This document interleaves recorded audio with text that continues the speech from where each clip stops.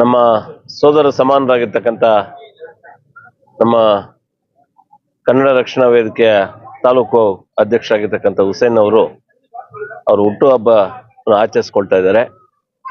ಮೊಟ್ಟ ಮೊದಲದಾಗಿ ನಮ್ಮ ತಾಲೂಕಿನ ಪರವಾಗಿ ಅವರಿಗೆ ಆ ಭಗವಂತ ಅಷ್ಟೈಶ್ವರ ಆರೋಗ್ಯ ಕೊಟ್ಟು ಅವನು ಚೆನ್ನಾಗಿಟ್ಟಿರಲಿ ಅಂತ ಮೊದಲನೇದಾಗಿ ಅವರಿಗೆ ನಾನು ಶುಭಾಶಯಗಳನ್ನು ತಿಳಿಸ್ತೇನೆ.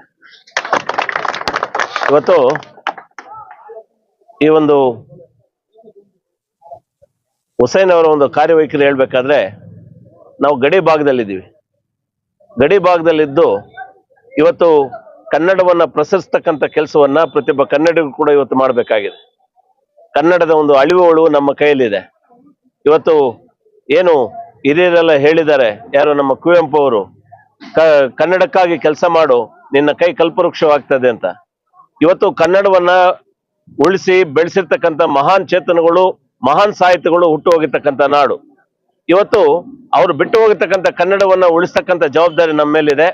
ಇವತ್ತು ಅಂತ ಒಂದು ಜವಾಬ್ದಾರಿಯನ್ನ ಇವತ್ತು ನಮ್ಮ ಕರ್ನಾಟಕದಲ್ಲಿ ಅನೇಕ ಕನ್ನಡ ಪರ ಸಂಘಟನೆಗಳು ಕೈಗೆತ್ತಿಕೊಂಡು, ಅಂದ್ರೆ ನಮ್ಮ ಕನ್ನಡ ರಕ್ಷಣಾ ವೇದಿಕೆಯನ್ನು ಒಳಗೊಂಡಂತೆ ಅನೇಕ ಕನ್ನಡ ಪರ ಸಂಘಟನೆ ಇವತ್ತು ಕಾಯ ಮನಸ ವಚ ಕೆಲಸ ಮಾಡ್ತಾ ಇದೆ.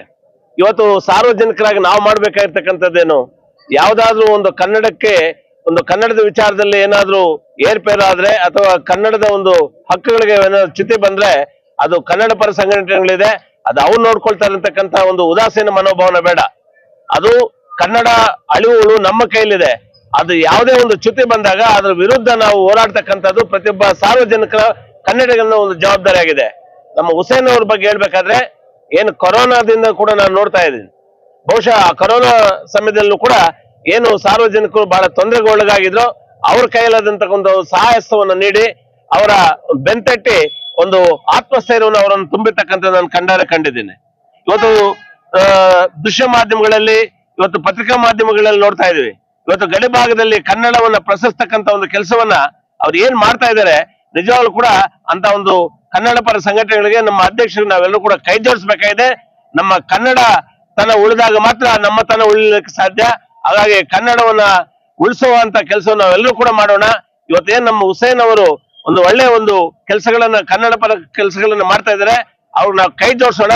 ನಾನು ವೈಯಕ್ತಿಕವಾಗಿ ಹೇಳ್ತಾ ಇದ್ದೀನಿ, ಯಾವುದೇ ಕನ್ನಡದ ಒಂದು ವಿಚಾರಕ್ಕೆ ಬಂದಾಗ, ಒಂದು ಅಭಿವೃದ್ಧಿ ವಿಚಾರದಲ್ಲಾಗ್ಲಿ, ನನ್ನ ವೈಯಕ್ತಿಕವಾಗಿ ನನ್ನ ತನ್ನ ಮನದನ್ನು ಕೂಡ ನಾನು ನೀಡಲಿಕ್ಕೆ ಸಿದ್ಧವಾಗಿದ್ದೇನೆ, ನಿಮ್ ಜೊತೆಗೆ ನಾನು ಇರ್ತೇನೆ ಅಂತ ಕೂಡ ಹೇಳ್ತಾ, ಮತ್ತೊಮ್ಮೆ ನಮ್ಮ ಹುಸೇನ್ ಅವರಿಗೆ ಆ ಭಗವಂತ ಅಷ್ಟೈಶ್ವರ ಆರೋಗ್ಯ ಕೊಟ್ಟು ಏನು ಕನ್ನಡವನ್ನು ಬೆಳೆಸ್ತಕ್ಕಂಥ ಕೆಲಸ, ಒಂದು ಚೈತನ್ಯ ಇನ್ನಷ್ಟು ದೇವರು ಭಗವಂತ ಅವ್ರಿಗೆ ಕೊಟ್ಟು ಅವರ ಒಂದು ಆಯುಷು ಚೆನ್ನಾಗಿರ್ಲಿ ಅಂತ ಹೇಳಿ ಆ ದೇವರಲ್ಲಿ ಪ್ರಾರ್ಥನೆ ಮಾಡಿ ನಾನು ಮಾತನ್ನು ಮುಗಿಸ್ತಾ ಇದ್ದೆ.